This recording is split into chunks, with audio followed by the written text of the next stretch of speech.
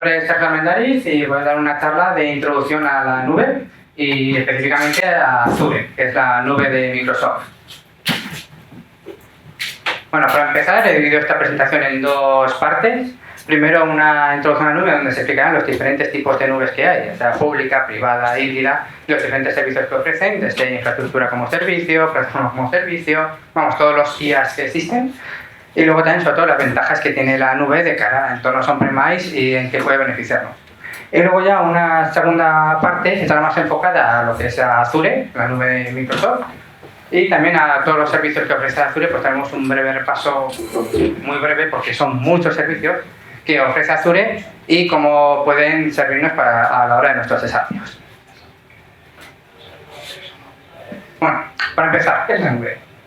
Pues según HP, la computación en la nube es la encarga de recursos de IT virtualizados a través de Internet. Es la informática como servicio, entrega baja demanda, de pago por uso a través de una plataforma de servicios en la nube.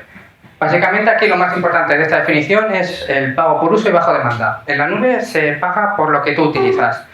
No es como en estos servidores virtuales privados en los que tú tienes que reservar durante un periodo de tiempo, por ejemplo, 2, 3 o 5 años y pagas todo por adelantado.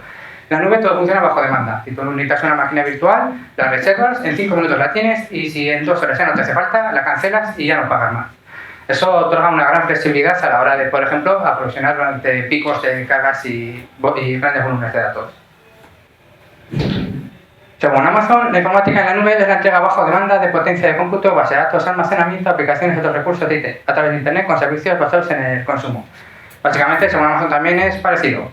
Es la entrega de recursos bajo demanda y aquí amplio un poco la definición a otros tipos de recursos, como puede ser computación, bases de datos, almacenamiento, replicaciones y otro tipo de servicios. Y luego ya la definición de Microsoft sería dicha de manera de servicio. Bueno, la informática en la nube es el suministro de servicios informáticos a través de Internet. El objetivo es ofrecer una innovación más rápida, recursos flexibles y economías de escala. Y aquí de nuevo también nos hincapié en que lo habitual es pagar por solo los servicios en la nube utilizados, de forma que ayuda a reducir los costos operativos al utilizar solo lo que uno necesita. Y bueno, según tu cuñado, la nube es el ordenador de otro. Sí, tiene razón, pero no solamente es eso. Ofrece mucha más flexibilidad que un simple procesamiento, una simple centro de procesamiento privado, como se puede contratar con VH. Ofrece otras muchas más ventajas. Así que digamos que tiene razón, pero no del todo. Bueno, eso en la industria. Esta es nada más entrar a la página de Azure de Microsoft, aparece aquí de todas las empresas que lo utilizan y bueno, pues nos sacamos el tobanes de que hay muchas empresas que lo utilizan. Aquí voy a poner unos pequeños casos de éxito. Por ejemplo, en la ciudad de Barcelona utilizaba la plataforma de Azure para la analítica de datos. En este caso lo utilizaba para análisis de grandes cantidades de datos, Big Data, y sobre todo dado en el entorno de las Smart Cities.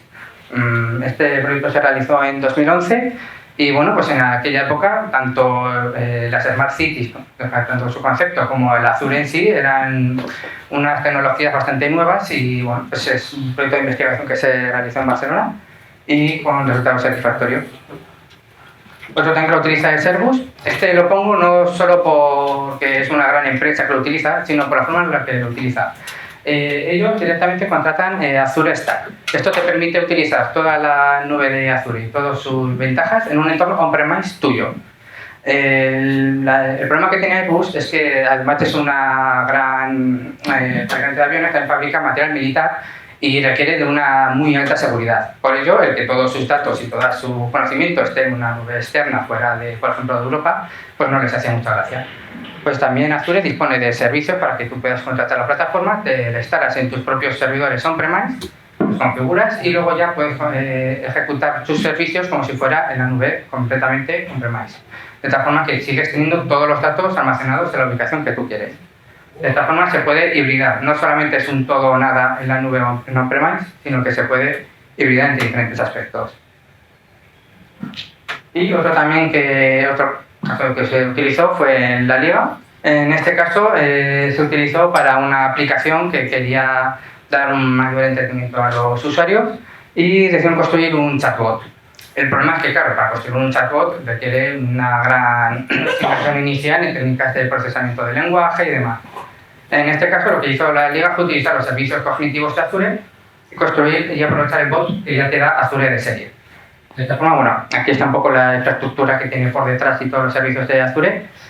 Simplemente iba al servicio de bot de Azure, que ya estaba entrenado por el propio Microsoft, lo configuraba para que respondiera a las preguntas que debería y ya lo sacaba como una aplicación. De esta forma se ahorraba, por así decirlo, todo lo que sería el desarrollo de un bot desde cero, que es actualmente una de las cosas bastante más punteras y asimismo complejas que hay hoy en día. Bueno, dicho esta pequeña introducción, vamos a hablar ahora de los tipos de nubes que existen. Por un lado tenemos la nube pública. La nube pública es la nube que es propiedad de un proveedor de servicios. Por ejemplo, Azure, Amazon, Google. Digamos que es un proveedor externo que te vende los servicios y tú accedes a ellos compartidos junto con otros usuarios. Todo el hardware y el software y además toda esa infraestructura subyacente se tiene que mantener por un externo. Por ejemplo, en el caso de Azure es el propio Microsoft que mantiene todos los servidores. Y también se tienen que acceder y administrar todos los servicios a través de Internet. El problema que tienes es que están los servidores de Microsoft en sus CPDs privados y no puedes acceder, digamos, de forma fácil desde tu Intranet. Sino que tienes que abrirlo al público, a Internet, y acceder a ellos desde Internet, o bien contratar un servicio de línea directa entre tus centros de datos y los suyos. Esto también, aunque pueda parecer un problema de tener que acceder desde Internet, también es una ventaja ya que admite una gran movilidad. Ya no te está forzando a acceder a todos tus servicios, por ejemplo, acceder al Outlook o a las presentaciones de PowerPoint de una empresa, ya no te está obligando a hacerlo desde la misma sede de la empresa, sino desde cualquier dispositivo que tenga conexión a Internet, estés en la empresa o estés en un viaje de cliente en otro país o en donde sea. Digamos que no todos son inconvenientes, pero también tiene ciertas ventajas de acceso a Internet. La nube privada. La nube privada sería la nube que autogestiona a uno mismo. Todos los recursos informáticos están en un entorno on-premise, son controlados directamente por tus ingenieros de sistemas y ellos se encargan de hacer que todo funcione, desde redes, ordenadores, cableado, mantenimiento de todo, básicamente. Puede encontrarse físicamente dentro del centro de datos de la compañía. Y también te permite una mayor integración con tu intranet que ya existente. Digamos que esto es una buena forma a la hora de hacer hibridaciones, poder tener ya una nube privada y poder sacar todo el provecho a tener una nube, pero ya dentro de tu propio CPD. El problema que tiene es que es bastante exigente. Requiere recursos dedicados, control total, mucho conocimiento de parte de todo el ciclo de la nube. Y también una de las ventajas es que admite un mayor potencial en personalización, ya que al estar en on-premise pues puedes aplicar ciertas personalizaciones que la nube no puede porque no te deja. En este caso, los dos más conocidos serían pues, Azure Stack o OpenStack, en el lado más de la nube privada. Luego estaría la nube híbrida, sería hacer una mezcla de estas dos. Sería por un lado tener una nube pública y una privada a la vez. El objetivo de esto es, por así decirlo, facilitar una mayor adopción y evolución hacia la nube y también el poder controlar mejor dónde residen los datos. Por ejemplo, mediante la regulación europea de datos, la GPR, exige que los datos, por ejemplo, no puedan salir de Europa o bien en algunos otros algunos otros países con políticas más restrictivas, como por ejemplo Alemania, exige que no puedan salir del propio país. Entonces, claro, si tú tienes todo tu procesamiento central en una nube que está distribuida por toda Europa, tienes el problema de que esos datos ya salen y no puedes utilizarla. Al tener una nube híbrida podrías hacer que todos tus datos estén en tu propio CPD físico de tu empresa y luego ya conforme vayas necesitando capacidad extra o para absorber picos de demanda, puedes utilizar ya los servicios que estarían ya en la propia nube externa de Microsoft. Y luego ya este último que se está dando últimamente y cada vez está dando más fuerza sería la multicloud, multinube. Y esto ya es directamente combinar diferentes nubes de diferentes proveedores. Por ejemplo, Azure y AWS, la nube de Amazon. Esto se hace sobre todo por un motivo, para obtener una muy alta disponibilidad. Esto suele ser para aplicaciones críticas que no admiten ni un solo segundo de downtime. Se suele hacer también con entornos de Kubernetes y de Docker, puesto que facilita una mayor gestión de los diferentes clústeres y digamos que un poco que abstrae ya de dónde están las nubes y de dónde están los servidores físicos. Bueno, y ahora ya vamos por los IaaS. En la nube hay 3 IaaS principales, que es Infrastructure as a Service, Plataforma as a Service y Software as a Service. IaaS lo que se vende es la infraestructura en sí. No se vende, por ejemplo, un producto en sí. No, simplemente te vendemos una máquina virtual, te vendemos un servidor, te vendemos un red, te vendemos ancho de banda. Digamos que el nivel más bajo de la nube. El problema que tiene es que es la parte también que más personalización te permite hacer, pero también es la que más compleja de realizar, ya que tú eres el encargado de realizar todo los tipos de cambios y mantenimiento de las aplicaciones. Por ejemplo, tú debes de ser quien actualice los servidores en caso de que haya nuevas actualizaciones, debes de mantener que en caso de que un servidor se caiga se haga un failover hacia el otro, debes de mantener las redes, debes de mantener los enrutamientos. Vamos, digamos que es la parte más compleja, pero así también es la parte más flexible y que mayor potencia puede dar a la nube. Cada recurso se ofrece como un servicio aparte. En la nube, digamos que no tienes algo como, por así decirlo, un rack en sí mismo, sino que lo que tienes son máquinas, almacenamiento por separado, redes por separado, digamos que está todo modularizado. En el caso de Azure, por ejemplo, tienes las máquinas virtuales que dan tamaño X y son básicamente procesamiento y RAM. Si necesitas espacio para los discos, tendrías que ir a Storage y comprar ahí, alquilar los discos que necesites. En caso de redes, tendrás que ir a la parte de redes y coger y reservar todas las redes, los NICs. Digamos que está todo modularizado. Y lo bueno que tiene es que admite una muy alta personalización e integración entre ellos. Aquí podemos ver, suponiendo que esto sería una aplicación, donde estaría directamente la aplicación y vamos bajando entre herramientas de administración, sistema operativo, servidores, seguridad, el IaaS sería la parte más baja. Tú te tendrías que encargar de la seguridad de los firewalls de red, almacenamiento y sistema operativo. Todo eso cae de tu lado a la hora de administrarlo y gestionarlo. Lo único que se encarga Microsoft sería de la parte del edificio o la planta física donde estén los servidores. Microsoft sí que se encarga de que esos servidores van a estar encendidos van a tener mayor uptime posible y también que van a ser accesibles desde Internet. Pero solamente te garantiza eso. Todo lo demás de actualizaciones y demás te encargas tú de ellas. Los escenarios habituales sería por un lado desarrollo y prueba. Como he dicho, se paga por uso y es muy sencillo levantar una máquina virtual, hacer todas las pruebas que necesites y después apagarla. Dado que te ofrece una máquina virgen, por así decirlo, y que eres tú que la personaliza completamente desde cero, pues te da una capacidad completamente ilimitada de hacer las pruebas que tú necesites. También se suele utilizar para hospedaje de sitios web, de aplicaciones en web y demás. Bueno, al final no deja de ser un servidor en el que puedes montar el Apache o el IIS y estar ahí sirviendo las páginas web que hay que servir. También se utiliza almacenamiento de copia segura y recuperación. Azure Storage garantiza un almacenamiento de una disponibilidad del 99,9999%. Básicamente tienes replicación tanto en local como en otros CPDs de Microsoft y digamos que es una muy buena alternativa a la hora de mantener backups o información que digamos que no quieres que se pierda, dado que está bastante duplicada y casi siempre suele ser accesible. Por eso hay muchas soluciones, por ejemplo, de backup as a service o de disaster recovery as a service que se valgan de esto para ofrecer sus servicios de backups. También para aplicaciones web, como antes de sitios web, informática de alto rendimiento. La ventaja es que tienes los CPDs de Microsoft que son muy grandes y básicamente tienes una capacidad de cómputo virtualmente ilimitada. Si necesitas aplicaciones que sean muy intensivas de cómputo, por ejemplo secuenciación del genoma humano, pues siempre puedes pedir las máquinas más potentes para realizar esas operaciones y después apagarlas una vez que ya no las necesitas más. De esta forma solamente pagarías lo que has utilizado, por ejemplo 8 horas o una semana, y no necesitarías una infraestructura entera para realizar esas operaciones tan complejas y largas. Bueno, Una de las principales ventajas que tiene es que elimina el gasto de capital y los costes iniciales.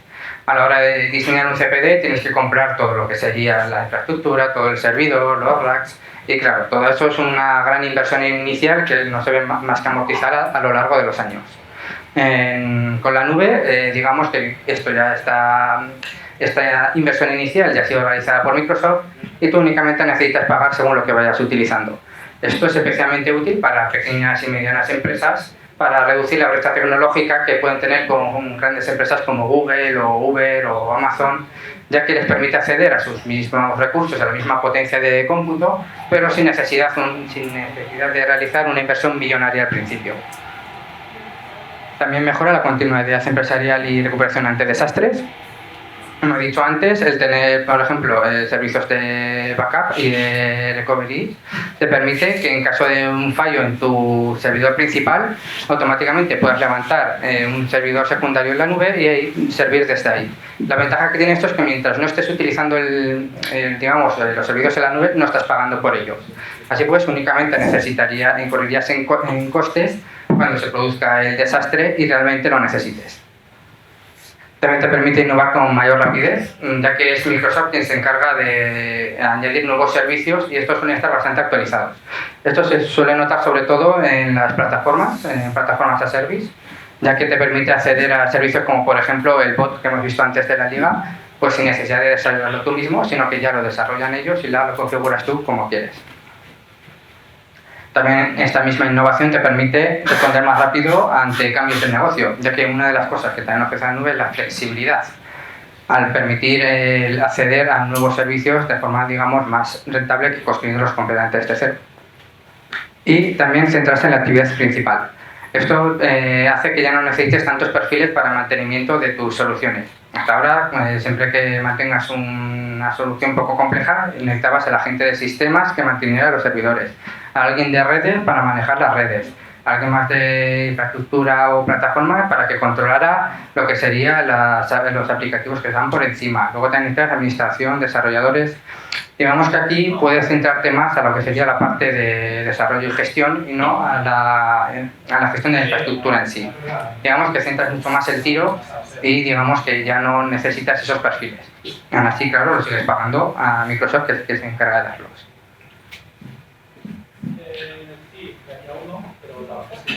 Bueno, aquí un poco de información general de cómo se puede combinar también la infraestructura y los servicios de plataformas as a service. Por ejemplo, puedes tener máquinas virtuales que tengan los servidores web y que estén conectados directamente con plataformas de Azure, como por ejemplo bases de datos de SQL administradas por ellos. Actúan como una base de datos transparente para ti, pero en cambio son gestionadas completamente por Microsoft. Ellos se encargan de la continuidad, de los backups y demás. Y bueno, aquí un poco más de resumen. Sería que el IaaS estaría dado sobre todo por los servicios de red y las máquinas virtuales, que sería el eslabón más bajo. Esto sería máquinas virtuales, redes, también conexión con los propios centros de datos locales. Azure dispone de una cosa llamada ExpressRoute, que te permite conectar directamente tu CPD mediante un cable a los CPDs de Azure. Esto es de especial utilidad en caso de empresas ya grandes que quieran tener una intranet, digamos, segura y que no sea accesible desde el exterior. Y bueno, también Traffic Manager y demás. Bueno, ¿qué se necesita para desarrollar una estructura de IaaS? Pues primero hay que rediseñar la arquitectura para que las aplicaciones aprovechen la arquitectura de la nube. Esto se ve muy bien en el ejemplo de Docker y Kubernetes. Las aplicaciones de Kubernetes, por ejemplo, son bastante... no se realizan siguiendo el desarrollo tradicional de que van a estar en un servidor específico, se van a mantener siempre, sino que suelen hacerse distribuidas, donde se pueden morir, donde se van a crear cuando sean necesarios. Y digamos que todo eso es lo que se aprovecha de la infraestructura de la nube, donde la creación de recursos y la reserva de nuevas máquinas pues es tan sencilla. También es necesario diseñar e implementar las redes en Azure. También, al igual que lo harías en un entorno on-premise, si únicamente dispones de la infraestructura, también tienes que diseñar las diferentes redes que vas a necesitar y establecer los firewalls y las conexiones entre ellas. aquí la ventaja que tiene es que te permite bastante más flexibilidad y puedes crear intranets o DMZs y establecer una arquitectura de lo que sería tu solución. Como he dicho antes, también requiere actualizar el sistema operativo de las aplicaciones de forma manual. Aquí te toca hacerlo a ti, no se encarga de Microsoft. Y sí que requiere una gran capacidad de planeación inicial para realizar pues, las directivas de seguridad, los despliegues, configuración de las máquinas, que todo eso se tiene que desarrollar a priori para después implementarlo ya directamente en la nube. Bueno, el siguiente ya sería plataformas as a service. Esto quedaría un poco entre medio entre lo que sería la infraestructura y el software ya en sí final. Se suele utilizar para entornos de desarrollo e implementación ya completos en la nube. Incluye también la infraestructura y un middleware de Microsoft. Por ejemplo, en el caso de SQL, pues digamos que te da ya directamente las bases de datos y no tienes que preocuparte de la instancia del servidor. Ya no tendrías que preocuparte de si han sacado una nueva actualización de Windows, de coger para los servicios, que hacer failover a otro servidor, actualizarlo, sino que de eso ya se encarga Microsoft de forma completamente transparente. Y digamos que ya pues facilita un poco el trabajo porque ya no necesitas a alguien que se encargue de ese tipo de operaciones y podrías ir hacia un perfil ya que se encargue solo de lo que sería la gestión de la base de datos en sí. Se diseña para sustentar el ciclo de vida completo de las aplicaciones web y sirve para evitar el gasto y la complejidad de las licencias de software. Esto también es una ventaja, ya que, por ejemplo, a la hora de adquirir las nuevas máquinas también tienes que pagar las licencias de los productos asociados. En caso de que cojas ya una plataforma, digamos que ya en el propio pago que hagas por ella ya tienes todas las licencias necesarias. Únicamente pagar lo que necesites. Y te olvidas de cuántas licencias necesitas o de cuántos usuarios los van a utilizar. Aquí la plataforma quedaría un poco a medio camino entre el software as a service y el IaaS, ya que Microsoft se encarga de lo que sería el sistema operativo y las herramientas de desarrollo de administración de bases de datos, análisis de negocios y demás. Y digamos que Microsoft se encarga ya de la parte más técnica y de sistemas y tú únicamente realizas la parte de configuración y de gestión de la propia plataforma. Bueno, escenarios habituales puede ser en casos de desarrollo, por ejemplo, en caso de que necesites una base de datos relacional, pues reservas el servicio de Azure. Digamos que un poco determinas el tamaño que vas a necesitar de la base de datos y la capacidad de transacciones que tiene que procesar y ya Microsoft se encarga por detrás de darte ese valor de la mejor forma que vea. No te tienes que preocupar si la máquina está demasiado sobrecargada, si le falta RAM, si ha ocurrido un bug se va a caer, si hay un fallo de conexión. Digamos que todo eso ya se encargaría Microsoft.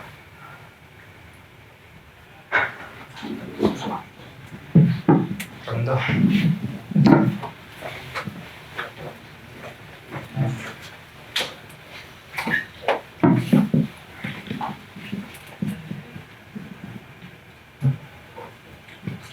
Otro área donde también se ha visto bastante beneficiado es en plataformas como servicio son de análisis o de inteligencia artificial.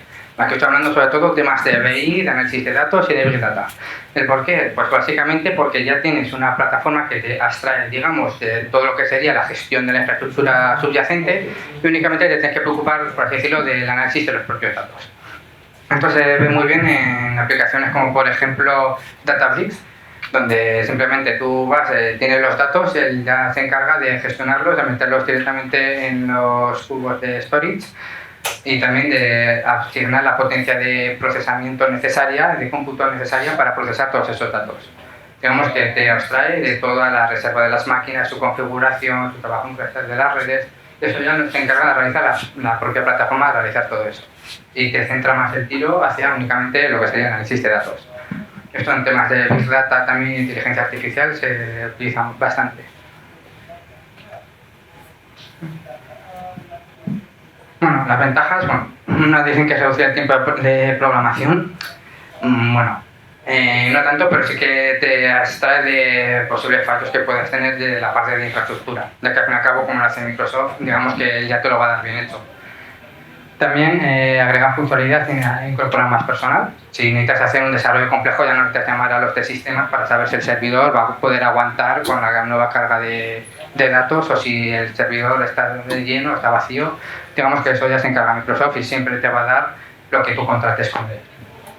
También te permite desarrollar para varias plataformas, para iOS, Android y demás. También tienes herramientas certificadas, como he dicho antes. Tienes herramientas que digamos que requerían una gran inversión inicial de forma bastante más accesible al pagar solamente por lo que uno necesite. Por ejemplo, en temas de Big Data se necesita una gran capacidad de cómputo y aquí únicamente pagarías por la capacidad que realmente uno necesita. Y también administrar el ciclo de vida de las aplicaciones, sobre todo a la hora de hacer desarrollos de integración continua y despliegue continuo, te permite que cada nuevo despliegue sea en una nueva máquina virtual completamente vacía y a partir de ahí realizar la construcción de tus aplicaciones.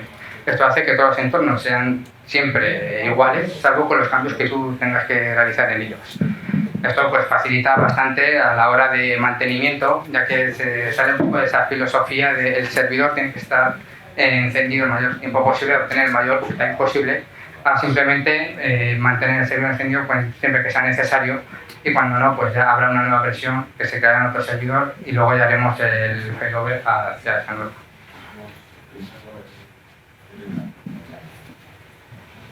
Bueno, aplicaciones de PaaS, para lo que suelo utilizar sobre todo, pues backends de web y móvil. En el caso de Azure también tienes el Web Apps, que llamamos, por así decirlo, un IS en la nube, Internet Information Service, en el que tú le subes ya directamente la aplicación y él te la despliega y puedes hacer directamente desde Internet. Datos y análisis avanzado, streaming de eventos y mensajes, también tienes del Event Hub, que te permite procesar eventos como si fuera una especie de Kafka, pero en la nube. Esto es bastante útil en caso de que necesites un sistema de mensajería que tenga que ser capaz de manejar millones de eventos por segundo. Pues gracias a la nube sería capaz de realizarlo y pagar solamente por lo necesario y no tener que haber creado desde cero una infraestructura para realizarlo. También para entrega de contenido y multimedia, básicamente el espacio de almacenamiento de la nube es virtualmente ilimitado, por lo que está muy bien para el manejo de ficheros multimedia y subir ahí los ficheros, por ejemplo, para compartirlos con otros, o como redes SAN dentro de una empresa, o simplemente para sistemas de entrega de vídeo. Aquí el ejemplo más popular es Netflix, que utilizaba todo su sistema de entrega de vídeo en la red de Amazon. Como he dicho antes, se centra en la funcionalidad en lugar de la infraestructura. Digamos que únicamente gestionas lo que tú necesitas y no la infraestructura subyacente. Y bueno, en el caso de la nube de Microsoft, bueno, también todas, soporta múltiples frameworks como .NET, Node.js, PHP, bueno, esto sobre todo enfocado en entornos web. ¿Qué se necesita para acceder a los servicios de PaaS? Pues bueno, diseñar y desarrollar las aplicaciones en este nuevo entorno. Ya no es que tengas un servidor tuyo en el que solamente estás tú y no se mueve, sino que tienes que diseñar las aplicaciones pensando que van a tener un ciclo de vida, que se van a ser actualizadas, que se tienen que desplegar de otra forma, que ya no puedes acceder directamente al servidor y hacer alguna ñapa para desplegarlas, no, ya tienen que estar bien desplegadas. Bueno, y digamos que también te permite administración de identidades. Una de las ventajas también de Azure sería la parte de Azure AD, que digamos que es una plataforma muy fuerte de gestión de identidades, bastante potente, suelta bastante y te permite pues, gestionar todo lo que sean usuarios, contraseñas, permisos, grupos, aplicaciones, digamos un poco todo lo que sea la gestión de las identidades y de cómo se conectan las identidades entre ellas, pues de forma bastante más sencilla.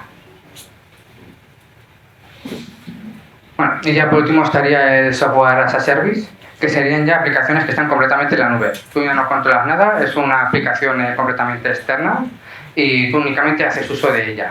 Aquí el ejemplo más sencillo podría ser un Dropbox. Tú no accedes a nada de la infraestructura de Dropbox, no sabes cómo está hecho, no puedes configurar nada. Únicamente subes el fichero y se sube. Si lo necesitas descargar, lo descargas y se descarga. No tiene más complejidad, no es más configurable. Suele ser ofrecida por proveedores mediante también un modelo de pago por uso, normalmente ya sea o mediante un límite de capacidad, por ejemplo, de 5 GB de Dropbox, o bien de un pago mensual, como por ejemplo lo que sean los servicios de Office 365. La infraestructura subyacente, todo lo que sea malware, software, gestión de los datos, se encarga todo el proveedor, tú no te encargas de nada de gestión, solamente lo que sería el acceso a los datos en sí y lo que serían los grupos de seguridad y demás, pero no te preocuparías de lo que sería la infraestructura subyacente ni mantenimiento. Y también permite que la organización ponga en marcha y pueda ejecutar aplicaciones con un coste inicial mínimo, ya que únicamente pagarías el coste del pago por uso que tú harías, sin necesidad de ningún tipo de infraestructura. Aquí sería ya completamente la aplicación hospedada y sería, digamos, el ámbito más genérico de lo que sería capaz de ofrecer la nube. Los escenarios habituales pues suele ser el correo, Outlook, Hotmail, Yahoo, Gmail, todos esos pueden ser considerados como aplicaciones completamente SaaS en la nube. Y también aplicaciones más sofisticadas como puede ser un ERP, un SharePoint Online, digamos ya aplicaciones más empresariales. Aquí, por ejemplo, para que veas un poco de software SaaS, Microsoft sí que tiene bastante experiencia, dado que tiene toda la suite de Office 365 y digamos pues tiene el Suite, el OneNote en la nube, el Outlook también en la nube, PowerPoint, Yammer. Digamos que todo esto son aplicaciones SaaS en las que aquí en el caso de Microsoft se paga mes a mes, pero únicamente tú las utilizas como cliente. En caso de que ya no pagues, pues ya no tienes acceso a ellas.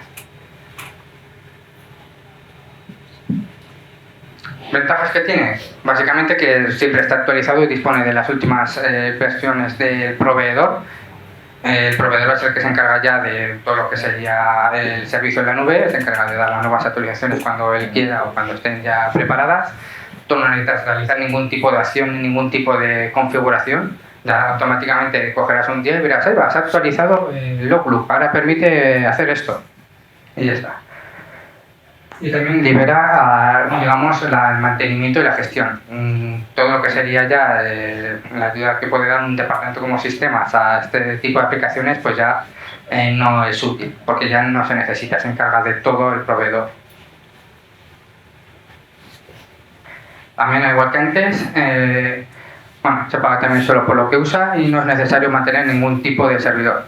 Tú puedes ser una empresa que esté utilizando completamente los servicios en la nube de Microsoft y no tener un servidor en local, sino que esté todo virtualizado en la nube de Microsoft. También una de las grandes ventajas es el acceso a los datos desde cualquier aplicación en cualquier lado del mundo. Ya no necesitas estar sí o sí a la intranet para acceder a los ficheros de la empresa, sino que directamente puedes acceder desde cualquier móvil o portátil que contenga, y siempre que tenga las credenciales para acceder a ellos y tenga conexión a internet. Bueno, ¿qué se necesita a la hora de utilizar un SaaS? Pues bastante sencillo, básicamente conectividad a internet para conectarte. Si no tienes internet no puedes entrar, es básico. Esto también hace que haya que mantener la disponibilidad de las conexiones, ya que en caso de un fallo de conectividad, ya sea por caída de red o porque se ha ido la luz y se ha ido el router, por lo que sea, pues digamos que puede llegar a aparecer una empresa si tiene todos sus servicios en la nube. También integración de identidades, habría que tener una forma de organizarla. En el caso de Microsoft utiliza todo el directorio activo y ahí es capaz de gestionar los permisos y la gestión de identidades y de usuarios. También un aspecto que está cobrando bastante fuerza últimamente son las directivas de seguridad y de gobierno de datos. Esto es quién puede acceder a los datos, quién ha sido el último que los ha modificado, si ha habido un robo de datos. Digamos que es lo que se está controlando últimamente con la GRDP y que últimamente está ganando bastante fuerza. También existen soluciones que se encargan de dar estas directivas y de mantenerlas. Y bueno, aquí se puede ver un pequeño resumen de, digamos, todo lo que es la diferencia entre el IaaS, el SaaS y el PaaS, y también la diferencia entre los entornos en local. Como se puede ver, desde el centro de datos físicos, red física, host, sistema operativo, en local te encargas tú todo, tú te lo ubicas, tú te lo pones, tienes la mayor flexibilidad, pero en cambio no puedes, en cambio necesitas tener siempre perfiles que se encarguen de mantenerlo actualizado y de que siempre funcione. En el caso del IaaS, de la infraestructura como servicio, digamos que ya todo lo que sea el mantenimiento del centro de datos físico, la red y los hosts físicos ya se encarga Microsoft, Entonces, digamos que ya lo externalizas, así que en caso de que haya un terremoto, pues si se caiga el edificio, pues ya no tendrías que preocuparte de buscar otro centro de datos y empezar con las políticas de recuperación, sino que ya de eso se encargaría Microsoft.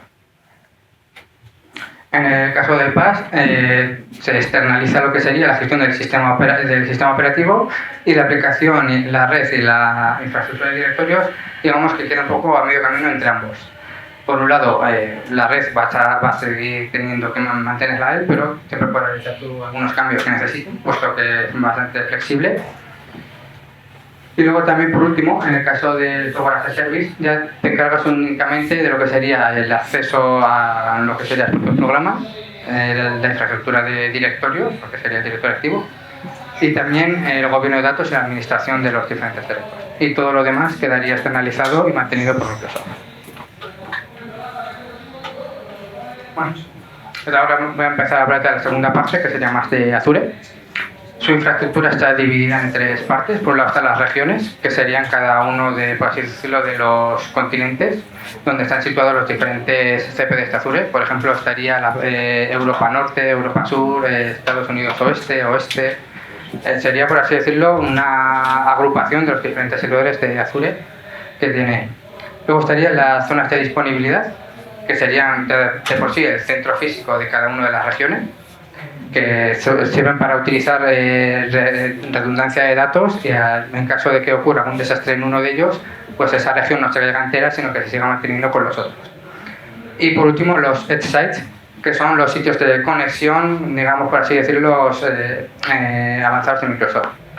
Todos los servidores de Microsoft están interconectados entre ellos con fibra óptica de alta calidad y de alta velocidad, de tal forma que pasan información desde uno a otro, se pasa mediante la red interna y no sale nunca a internet, porque permite que sea bastante rápido. Los edge sites lo que hacen es, serían por así decirlo, como CPDs, como CDNs, están bastante repartidos por el mundo, y te permitiría, por así decirlo, tener acceso de forma antes a esa infraestructura de Microsoft. Como se puede ver en esta foto, se puede ver que la infraestructura de Microsoft está sobre todo en Europa y Estados Unidos, y también en la parte de Asia y de China. Y también se puede ver las interconexiones, que es todos los cables de fibra óptica que ha empleado Microsoft para conectar sus centros de datos. Y bueno, estos serían ya un poco todos los servicios que ofrece Microsoft. A ver, los servicios son bastante amplios, no me voy a detener en todo, pero sí que voy a dar algunas pinceladas de algunos que sí que pueden ser bastante interesantes y en función de las necesidades pues pueden venirlos bastante bien conocerlos. En el caso de la computación tenemos, el más común de todos, el más utilizado, es el de las máquinas virtuales. Esto es, tú creas un servidor, lo configuras a tu gusto y ahí lo tienes. Pagas por lo que utilizas y en caso de que necesites más, pues puedes reservar más, configurarlos y te van los lanzadores de carga. Pero aquí estarían otros dos bastante importantes, que serían los contenedores y funciones.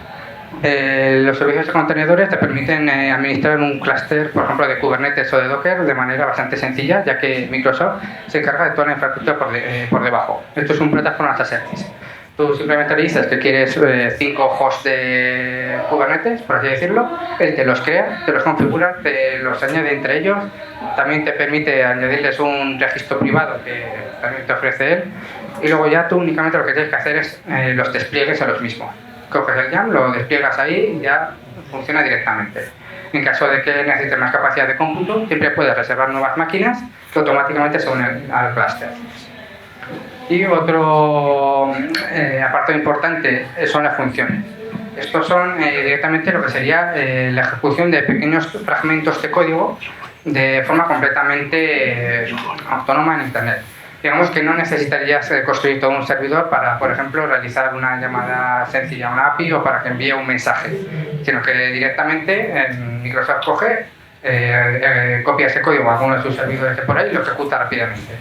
Esto se suele utilizar bastante en el procesamiento de eventos, como por ejemplo notificaciones del móvil o eventos en tiempo real.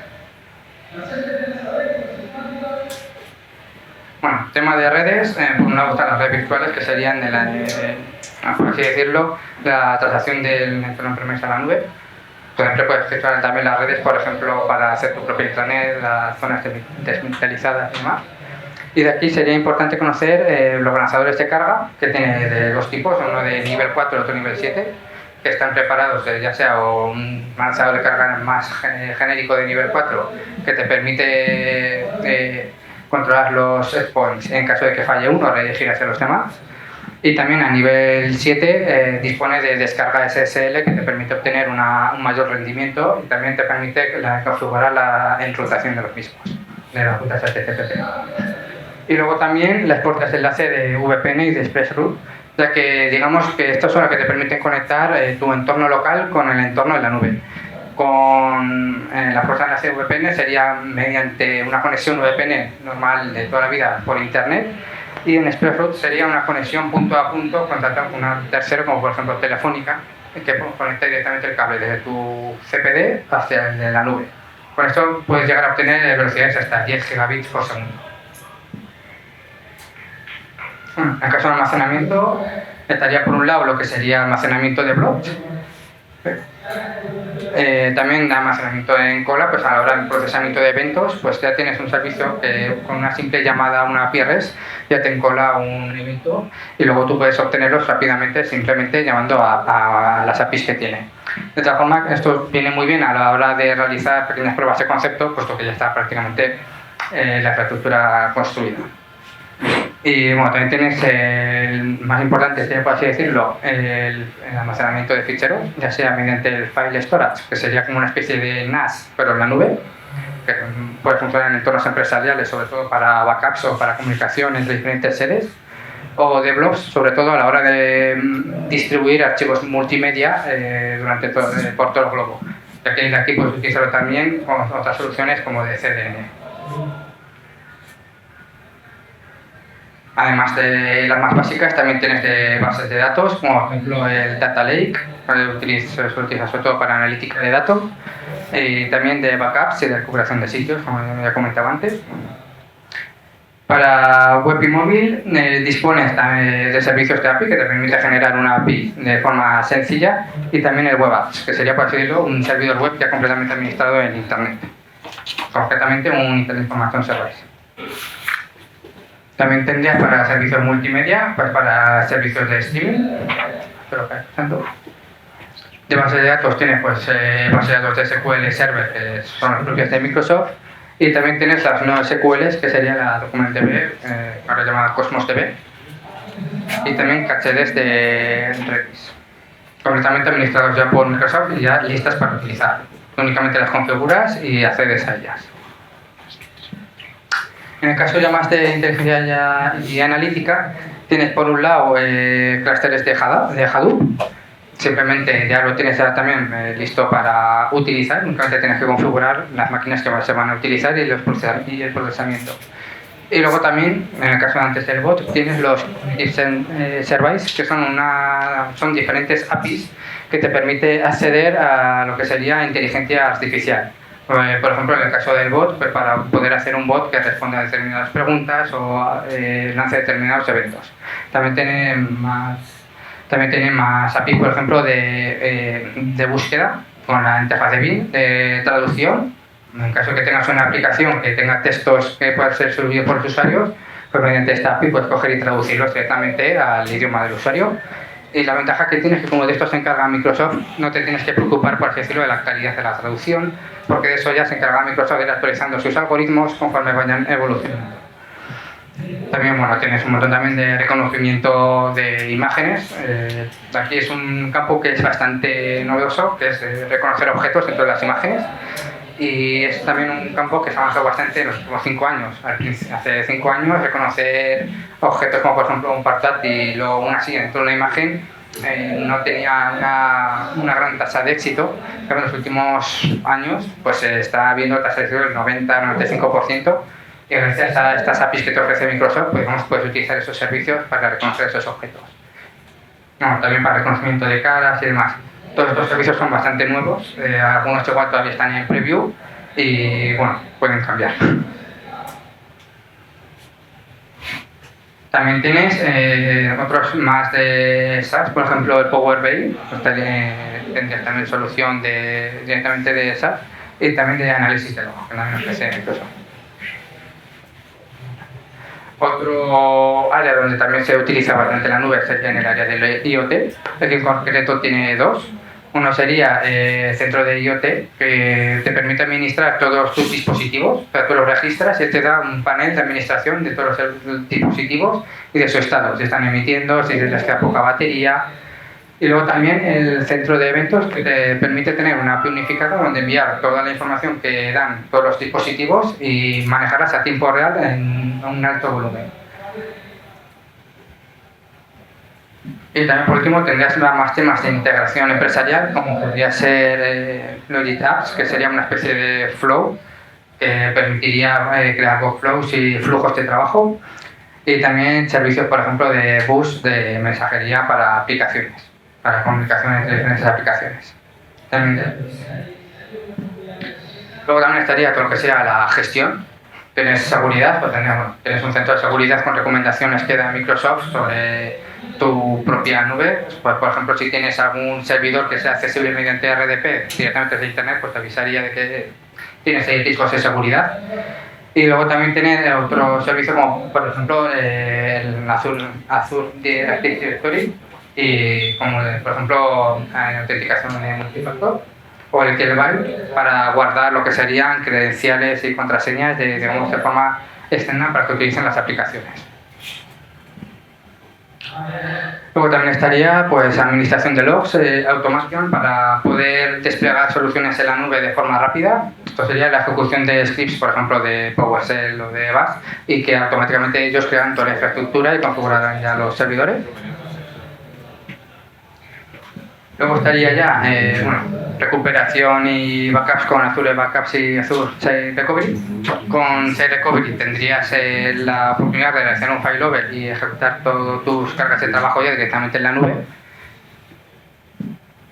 Y bueno, muchas más soluciones. Desde la propia página web de Microsoft tienes un gran desplegable donde están todo tipo de soluciones que puedes llegar a construir y también ejemplos de arquitectura de cómo se construirían.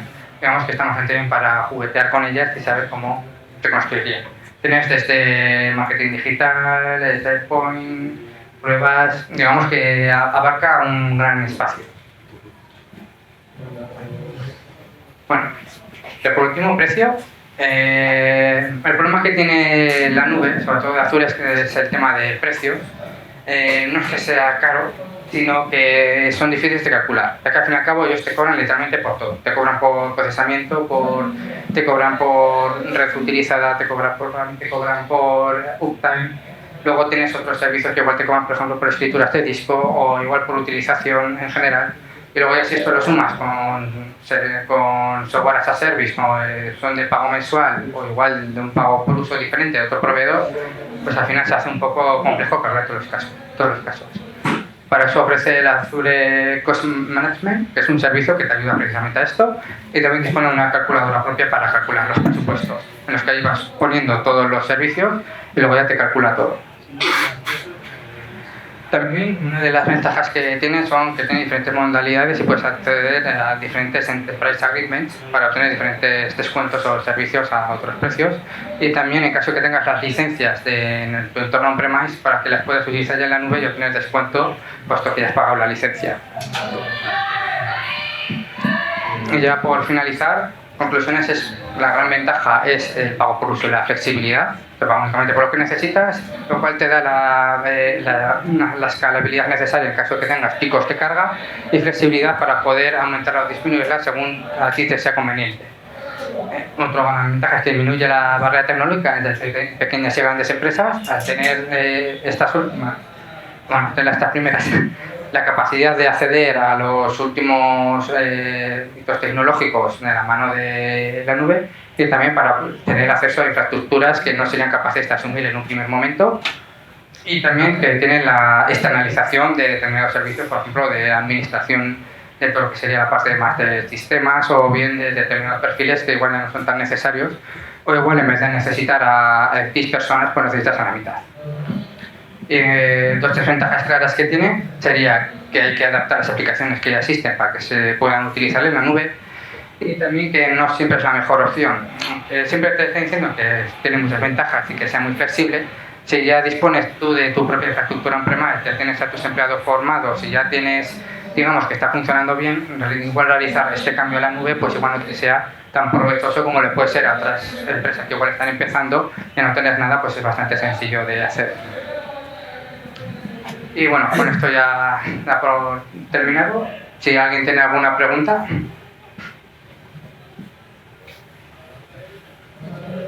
Sí. Una pregunta. En caso de, imagínate, es una empresa que está pasando una crisis financiera o lo que sea y lleva una suspensión de pagos, ¿qué pasa con los datos del correo y todo esto? ¿Se guarda? ¿Se permite recuperarlo? Pues en caso de que no se pague, pues ahí ya dependería. Si tiene políticas de retención, igual se retendría algún tiempo, pero en principio se podría eliminar. De todas formas, en caso de que sea una suspensión, digamos, por un auto judicial, esta misma diría, oye, estos datos no los eliminen porque están en una investigación judicial, pero en caso de suspensión de pago, pues se podría llegar a perder.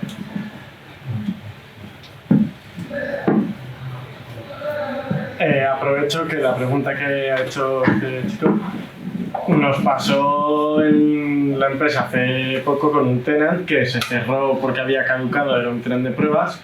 Solicitamos a Microsoft volver a acceder a esos datos y nos dieron un mes de gracia para recuperar los datos del tenant de pruebas. Entonces, si se les escribe, si les dan un caso con soporte, tienden a intentar que recuperes la medida de lo posible. No sé hasta qué punto con un caso de impago sería igual. Ya dependería más ahí también de cuánto se ha dejado de pagar o bien de la casuística personal que sea en ese caso. De todas formas, con los backups te permite extraer esos datos. Sí, puedes hacer backups, bueno, que es un edito perfecto también de los dos, tanto de on-premise en la nube como de la nube en on-premise. En caso de que tengas que tener, a ver, no se suele utilizar, en caso de políticas de retención que te hacen los datos que pueden salir de tu país, o bueno, hacer las copias directamente del local y ya está. Sí, que es otro tema. Hay proveedores que por políticas no te permiten externalizar los datos. Exacto, esa es otra problemática que hemos tenido, sobre todo en el tema de analítica de datos. Tenemos un montón de clientes que sí que les interesaba todo esto de analítica de datos, pero claro, ¿cuál es el problema? Todo esto tienes que subir todos tus datos a la nube. Ya de lleno pasado, no directo. O consigues saltar su plataforma, que claro, son servidores pues, del año de la pena, que o bien te buscas alguna otra alternativa o desarrollo también de lo que sea, pero o bien, otra cosa interesante que tiene Microsoft en este aspecto es que eso lo cuida bastante y dispone, por ejemplo, de un montón de reglamentaciones y certificaciones que te aseguran que tus datos no salgan del área. Por ejemplo, la región de Alemania asegura que los datos de ahí no salen nunca de Alemania. También es más cara, pero te permite realizar ese tipo de operaciones. Sí, es que para, por ejemplo, para legislaciones, Sí. clientes como Audi, grupo Volkswagen y tal, Sí, interesa bastante que no lo sepas. que los datos no salgan de Europa o al menos de Alemania o al menos de Europa. Sí. Eso también a su vez se pone bastante la explicación, yo creo que eso también tiene ventaja respecto a otros porque se lo toma bastante en serio el sistema de protección de datos. ¿Una pregunta más?